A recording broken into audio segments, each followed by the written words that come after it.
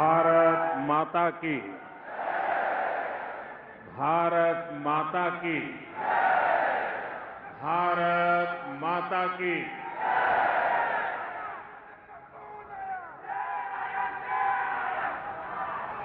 गुजरात के लोकप्रिय मुख्यमंत्री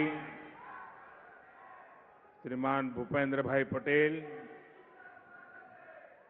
केंद्रीय मंत्रिमंडल के मेरे साथी CR पाटिल, राज्य के उप मुख्यमंत्री भाई हर्ष संघवी, गुजरात भाजपा के अध्यक्ष जगदीश विश्वकर्मा जी, उपस्थित अन्य मंत्रीगण, जनप्रतिनिधिगण और यहां उपस्थित सूरत के मेरे प्यारे भाइयों और बहनों,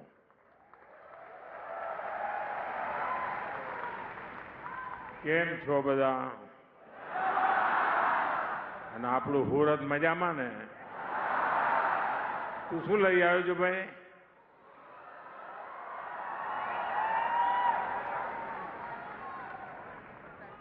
ધન્યવાદ દોસ્ત, સરસ મજાનું ચિત્ર બનાવ્યું છે તે. જરા એસપીજીના લોકો આ ભાઈ કઈ ભેટ આપવા માંગે છે.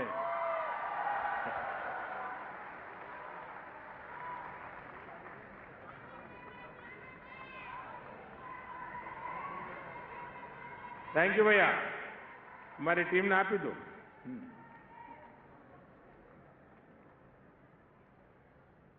સાથીઓ, મારી વાત શરૂ કરું એ પહેલા થોડા દિવસ પહેલા જ મારા એક અનન્ય સાથી, જેમની સાથે અમે વર્ષો સુધી કામ કર્યું અને જીવનની અંતિમ પળ સુધી જે સતત કાર્યરત રહ્યા, એવા કનુભાઈ માવાણીની વિદાય આદરપૂર્વક એમને અંજલિ આપું છું. એક સાથી ગુમાવ્યાનો દર્દ સ્વાભાવિક છે, પરંતુ આજે સુરતની ધરતી પર આવ્યો છું ત્યારે એમના પુણ્ય સ્મરણ સાથે મારી વાત આગળ વધારું છું. સાથીઓ, મને ઘણી વાર લાગે છે કે આ સુરત શહેર નથી, સુરત એક સ્પિરિટ છે.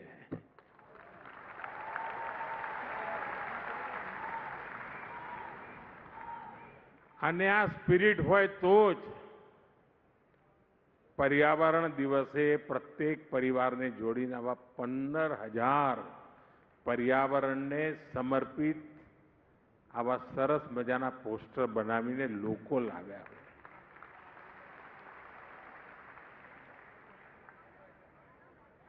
જે પરિવારના સાથીઓએ આ કામ કર્યું છે એ બધાને હું ખૂબ ખૂબ અભિનંદન આપું છું.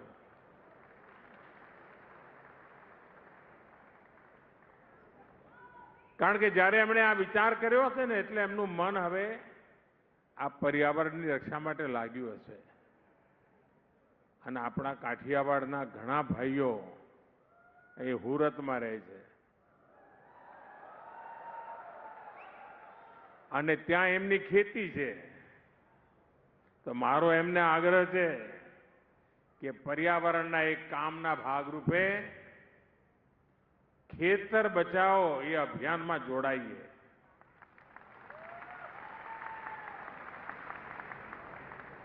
કેમિકલ ફ્રી ખેતી,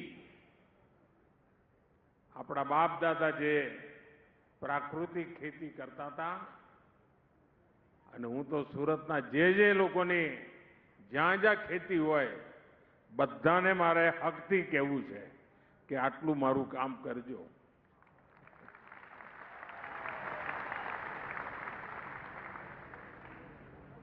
સાથીઓ, અહીંયા બધાએ મારું સ્વાગત કર્યું, જાત જાતના સ્મૃતિ ચિહ્નો આપ્યા, ભેટ સોગાદો આપી. આના કરતા પણ અણમોલ ભેટ સુરતે મને આપી છે. આનાથી પણ અનેક મૂલ્યવાન સુરતનો કચરો મને ભેટ આપ્યો છે. 1 લાખ લોકોએ 5 દિવસ સફાઈનું અભિયાન ચલાવ્યું. મારે માટે આ મોટામાં મોટી સોગાત છે અને આ 1 લાખ લોકોનો અને આખા સુરતનો હૃદયથી આભાર માનું છું. ભૂપેન્દ્ર કેવો પ્રધાનમંત્રી છે, સ્વાગતમાં કચરો મળે એનો ગૌરવ કરી રહ્યો છે. કારણ મારે સ્વચ્છતા એને સંસ્કાર બનાવવાના છે. 1 લાખ લોકોનું જોડાવું એટલે સુરતના 1 લાખ પરિવારોનું જોડાવું. અને આ માત્ર સ્વચ્છતાનું અભિયાન નથી, આ એક પ્રકારે સ્વસ્થ ભવિષ્ય માટેનું સંસ્કાર પર્વ છે. અને એના માટે સુરતના સૌ સાથીઓ ખૂબ ખૂબ અભિનંદનના અધિકારી છે.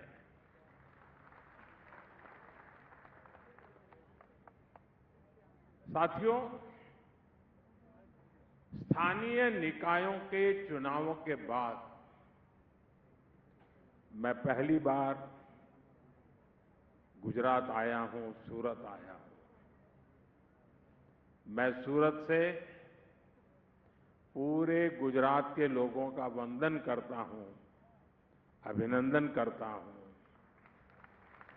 साथियों, 2.5 दशक से अधिक का समय हो गया है. आप हम सभी को,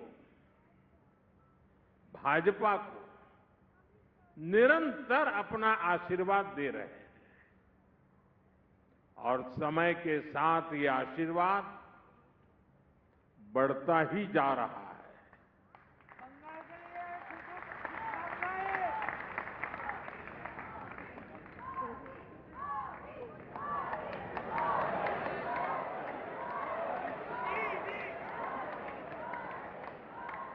देखिए, एक बेटी आप सबको खींच के ले गई.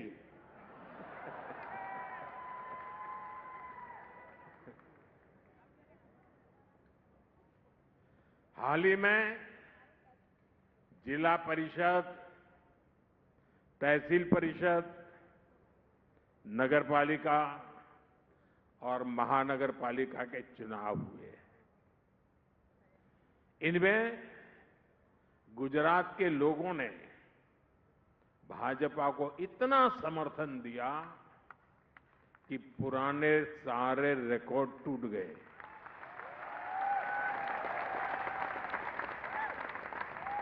और मैं आज ज्यादा खुश इसलिए हूं कि मेरे रिकॉर्ड भी आप सबने तोड़ दिए.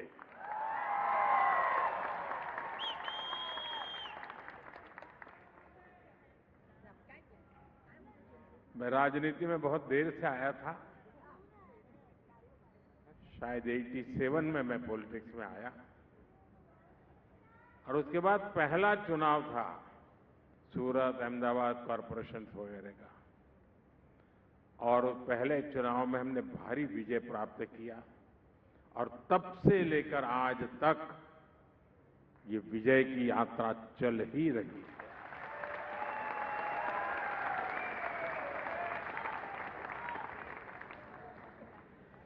दुनिया के लोकतांत्रिक समाज में ऐसा कम ही देखने को मिलता है. किसी भी दल को इतने लंबे समय तक जनता जनार्दन के आशीर्वाद मिले और सेवा का अवसर मिलना, ये बहुत बड़ी बात है. साथियों, यहां सूरत और नवसारी के अनेक चुने हुए जनप्रतिनिधि भी आए हुए हैं. मैं आप सभी को भी बहुत बहुत शुभकामनाएं देता हूं. हम सभी को हमेशा याद रखना है, गुजरात की जनता ने हमारे सेवा भाव को अपना समर्थन दिया है. ये प्रचंड विजय सेवा के इस मिशन को और विस्तार देने के लिए है। हम सभी को अब और भी अधिक परिश्रम करना है। हमारा संकल्प विकसित गुजरात, विकसित भारत, इस संकल्प को सिद्ध करना सेवा के भाव से समर्पित होकर के करना है। जब मैं कहता हूं सूरत एक शहर नहीं, सूरत एक स्पिरिट है, इसके पीछे मेरा कन्विक्शन है। आप कल्पना कर सकते पूरे हिंदुस्तान में जो शहर लगातार स्वच्छता के अवार्ड प्राप्त करता हो, स्वाभाविक उसको मन कर जाएगा यार बहुत हो गया, इतने अवार्ड ले लिए, अब क्या करना है। लेकिन सूरत ऐसा नहीं कर रहा है। वो आज भी सफाई के अभियान को प्राथमिकता देता है। तब मैं कहता हूं सूरत शहर नहीं, सूरत एक स्पिरिट है। साथियों, ये जो हमारा संकल्प है विकसित भारत का, विकसित गुजरात का, ये संकल्प देश के गांव, हर जिले, हर शहर को हम जब विकसित करेंगे तभी सिद्ध होने वाला है। और इसलिए सभी चुने हुए भाजपा जनप्रतिनिधियों की भूमिका बहुत बड़ी है। साथियों, आज का दिन एक और सुखद संयोग का है।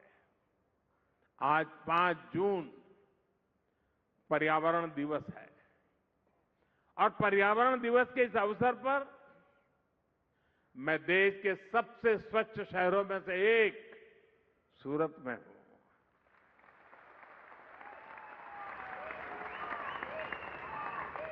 और ये कितना बड़ा गर्व का विषय है कि यही सूरत है जो कभी प्लेग जैसी महामारी से प्रभावित था और आज स्वच्छता के लिए पहचाना जाता रहा है। इसलिए बीते 2.5 दशक से निरंतर प्रयास किए गए हैं। इसमें सूरत के सभी लोग, अधिकारी, कर्मचारी, जनप्रतिनिधि, सबका योगदान। मुझे बताया गया है कि बीते कुछ दिनों में यहां स्वच्छता के लिए विशेष अभियान भी चला है। मैं आप सभी सूरत के वासियों को, આપણે ત્યાં દેશી ભાષામાં કે સુરતીઓને, મારા વહાલા સુરતીઓને ખૂબ ખૂબ અભિનંદન।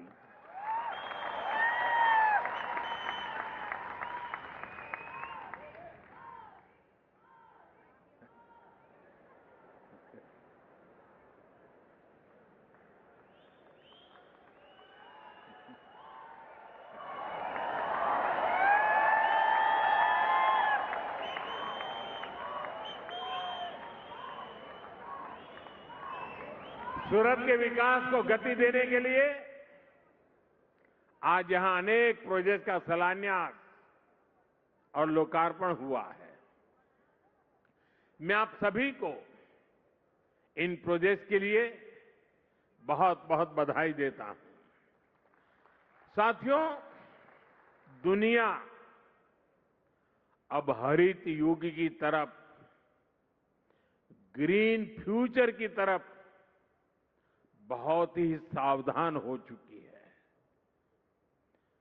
धीरे धीरे कदम रखने का प्रयास भी कर रही है। भारत भी ग्रीन ग्रोथ पर बहुत अधिक काम कर रहा है और इसमें भी गुजरात ने बरसों पहले ही तेज कदम उठाने शुरू कर दिए थे। गुजरात राज्य है जिसने इस शताब्दी के प्रारंभ में ही सरकार में क्लाइमेट चेंज का अलग डिपार्टमेंट बनाया था, एक अलग डिपार्टमेंट बनाया था। ऐसी व्यवस्था बनाने वाला गुजरात देश का पहला राज्य था। और जैसा अभी मुख्यमंत्री जी ने जिसका वर्णन किया, गुजरात के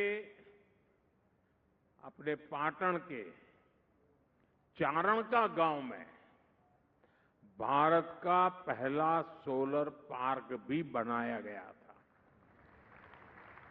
और एक प्रकार से उस समय तो वो तीर्थ क्षेत्र बन गया था। लोग देखने आते थे कि इतना दूर दूर तक दिखाई दे इतना बड़ा सोलर प्लांट।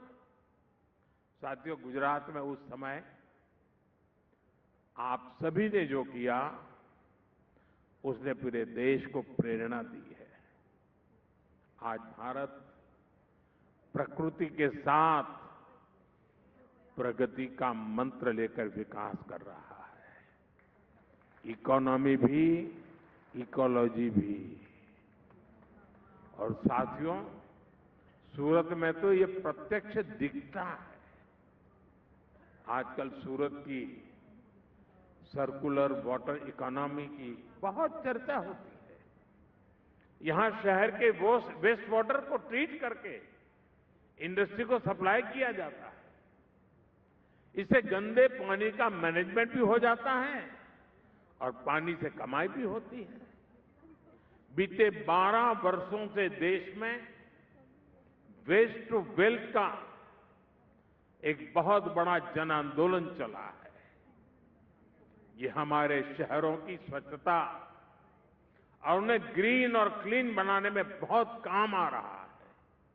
साथियों, अब प्रयास ये है कि आने वाले कई दशकों तक सूरत के लिए पीने के पानी की पूरी व्यवस्था हो।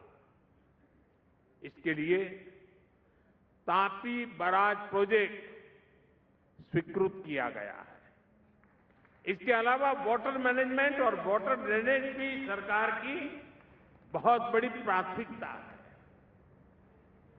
आज भी यहां ऐसे अनेक प्रोजेक्ट का लोकार्पण हुआ। साथियों, सूरत सिर्फ स्वच्छता और सर्कुलर इकोनॉमी तक ही सीमित नहीं है, बल्कि ग्रीन ग्रोथ के दूसरे माध्यमों का भी अभूतपूर्व गति से विस्तार हो रहा है। अब जैसे इलेक्ट्रिक मोबिलिटी है, सूरत ऐसी व्यवस्था बनाने में जुटा है जहां सड़कों पर चलने वाली सारी बसें इलेक्ट्रिक होगी। साथ ही यहां सूरत मेट्रो का भी विस्तार हो रहा है। ये सारे कदम हरित शहर के रूप में सूरत की पहचान को और सशक्त करेंगे। और हां, आने वाले समय में Hazira industrial area green steel के उत्पादन के लिए भी जाना जाएगा। यानी स्टील के प्रोडक्शन में ग्रीन एनर्जी का इस्तेमाल होगा। साथियों, आज दुनिया अभूतपूर्व चुनौतियों के दौर से गुजर रही है। कुछ समय पहले मैंने कहा था कि ये दशक दुनिया के लिए आपदा का दशक सिद्ध हो रहा है।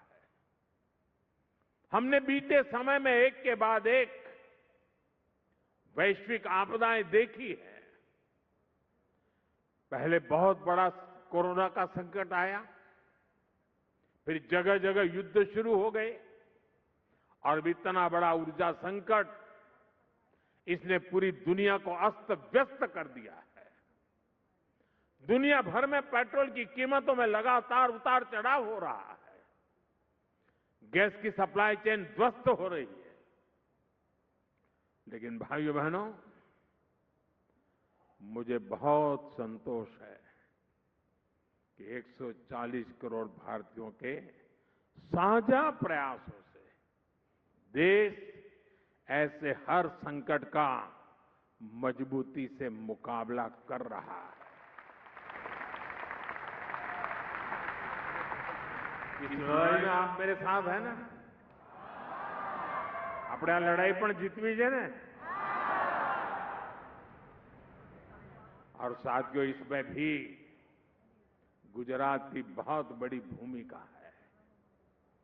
बीते वर्षों में गुजरात ने रिफाइनिंग के क्षेत्र में, सोलर और विंड पावर के क्षेत्र में अपना जो सामर्थ्य बढ़ाया है, वो देश के बहुत काम आ रहा है। आज भारत की रिन्यूएबल कैपेसिटी 250 गीगावाट है। हमारे देश में कभी मेगावाट से आगे सोचा ही नहीं जाता था। आज गीगावाट की चर्चा हो रही है और इसमें 50 गीगावाट का योगदान अकेले गुजरात का है। 250 गीगावाट में 50 गीगावाट आप सबकी ताकत है ये।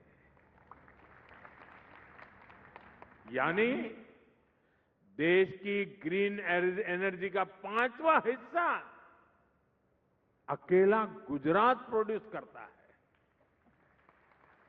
सौर ऊर्जा के उत्पादन में गुजरात ने प्रशंसनीय काम किया है और अब जब देश ग्रीन हाइड्रोजन और ग्रीन अमोनिया जैसे क्षेत्रों में काम कर रहा है तो इसमें भी गुजरात का रोल बहुत बड़ा होने वाला है। साथियों, ये जो वैश्विक संकट चल रहा है ये दिखाता है कि एनर्जी के मामले में आत्मनिर्भरता कितनी जरूरी है और बीते 12 वर्षों में देश ने जो कैपेसिटी तैयार की है उसका कितना बड़ा महत्व है। एक तरफ हमने दुनिया के अलग अलग हिस्सों से तेल और गैस की आपूर्ति सुनिश्चित की, दूसरी तरफ हमने रिन्यूएबल एनर्जी में ऐतिहासिक निवेश बढ़ाया। 12 वर्ष पहले भारत में सौर ऊर्जा का उत्पादन नाम मात्र का था। आज हम दुनिया के टॉप 5 देशों में से एक हैं, 5 देशों में से एक हैं। और सिर्फ सौर ऊर्जा ही नहीं, हमने भारत में इथेनॉल ब्लेंडिंग की कैपेसिटी बढ़ाई, रेलवे के बिजलीकरण को गति दी, परमाणु ऊर्जा पर काम किया। हमारा जो बिजली का ट्रांसमिशन नेटवर्क पुराना पड़ गया था उसका आधुनिकीकरण किया, उसका विस्तार किया, गैस पाइपलाइन के नेटवर्क का दायरा बहुत अधिक बढ़ाया। हमारे जो पोर्ट है उनकी कैपेसिटी बढ़ाई ताकि वहां ज्यादा से ज्यादा पेट्रोलियम प्रोडक्ट पहुंच सके और जहां संभव हो वहां स्टोर भी हो सके। आने वाले समय में देश का ये सामर्थ्य और अधिक बढ़ने वाला है। इस दिशा में हमारी सरकार के प्रयास लगातार जारी है। साथियों, यहां सूरत में आपके बीच आने से पहले मैं हजीरा गया था, अभी हर्ष भाई जी इसका वर्णन कर रहे थे। आत्मनिर्भर भारत का क्या मतलब होता है ये हजीरा जाने पर भी साफ दिखता है।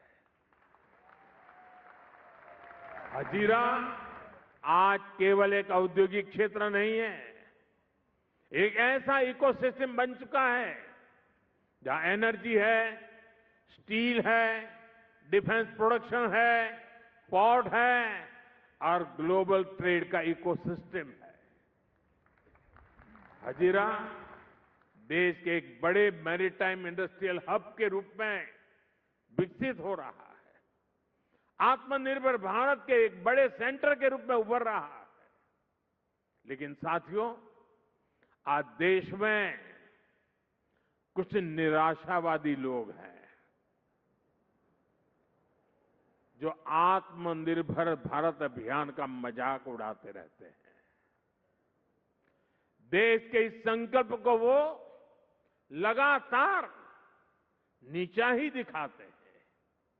ये वो लोग हैं जिन्होंने हमेशा भारत को दूसरे देशों पर निर्भर रखा। वो लोग ये भूल जाते हैं कि दूसरों पर निर्भर देश विकास की वो ऊंचाई कभी प्राप्त नहीं कर सकता जिसका वो हकदार है। साथियों, आत्मनिर्भर भारत को गति देने के लिए आज देश का कनेक्टिविटी पर बहुत अधिक फोकस है। Vadodara Mumbai expressway, dedicated freight corridor और बुलेट ट्रेन जैसे प्रोजेक्ट भारत की इसी प्राथमिकता को दर्शाते हैं। आज वडोदरा मुंबई एक्सप्रेसवे के एक बड़े हिस्से का उद्घाटन हो गया है। ये देश के 2 बड़े इंडस्ट्रियल और ट्रेड सेंटर्स को और बेहतर कनेक्टिविटी देगा। साथियों, हमारा प्रयास सबको जोड़ने का है, सबको समान अवसर और सुविधा देने का है। दूर सुदूर के इलाके, आदिवासी क्षेत्र जिन तक सुविधाएं नहीं पहुंची, उन तक आज आधुनिक कनेक्टिविटी पहुंच रही है। दाहोद, बोडेली, वापी कॉरिडोर इसी संकल्प का प्रतिबिंब है।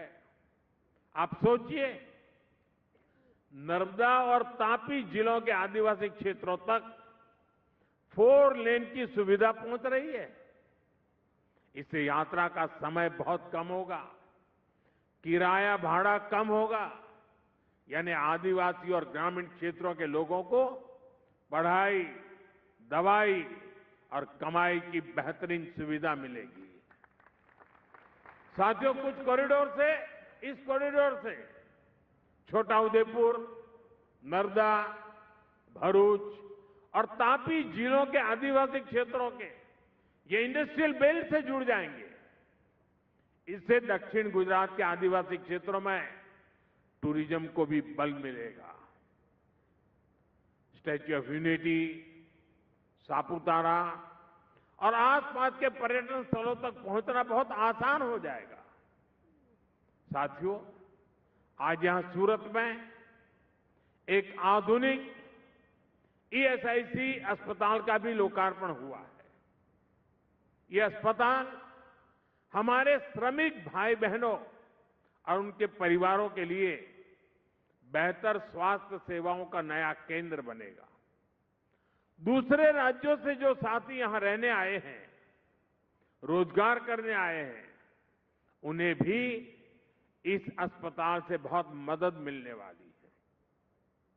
साथियों, हमारी सरकार देश के विकास को सर्वोपरि रखते हुए काम कर रही है और इसलिए देश का भरोसा भाजपा पर है, भाजपा के विकास कार्यों पर है। इसलिए देश की जनता बार बार भाजपा को जनादेश दे रही है। हाल में ही हुए बंगाल के चुनाव,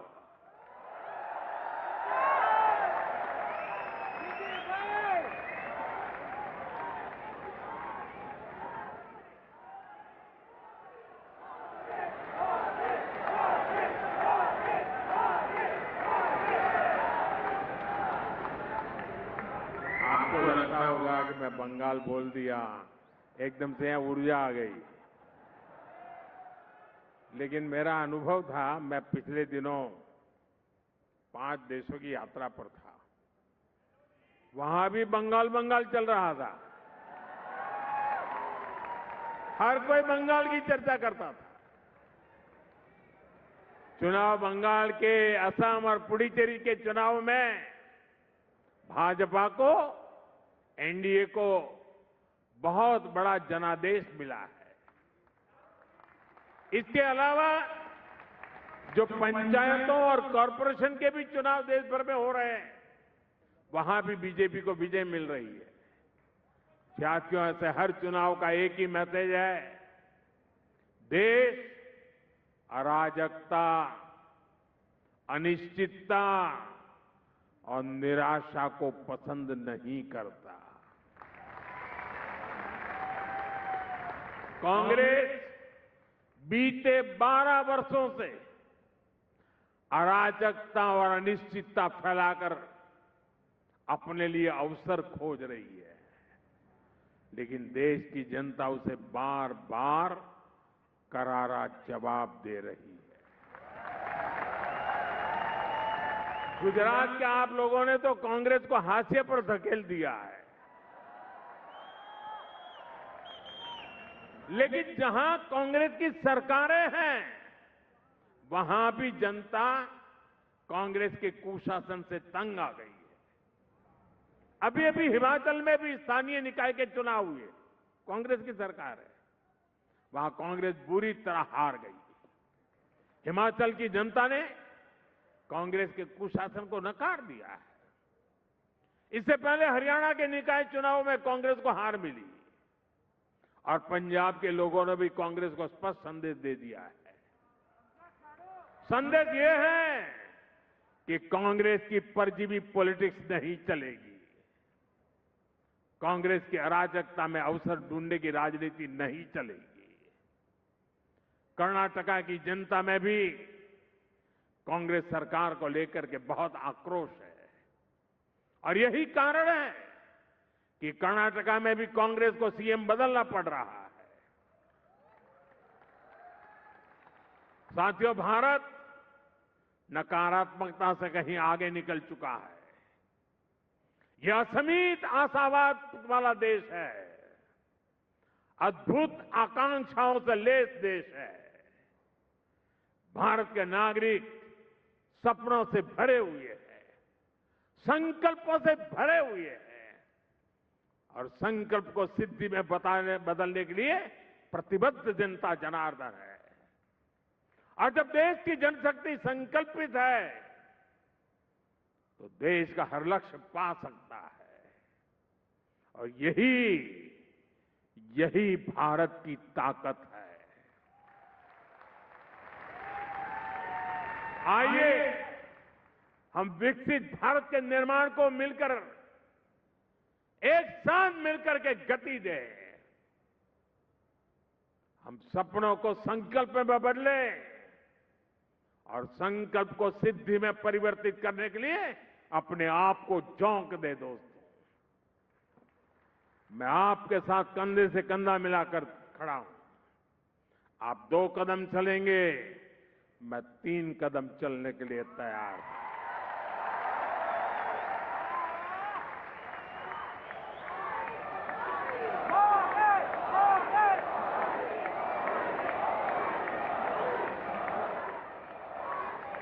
रुकना और थकना हमें मंजूर नहीं है। इसी आह्वान के साथ एक बार फिर विकास परियोजनाओं के लिए बहुत बहुत शुभकामनाएं। भारत माता की, भारत माता की, वंदे वंदे वंदे वंदे वंदे वंदे वंदे वंदे वंदे वंदे वंदे।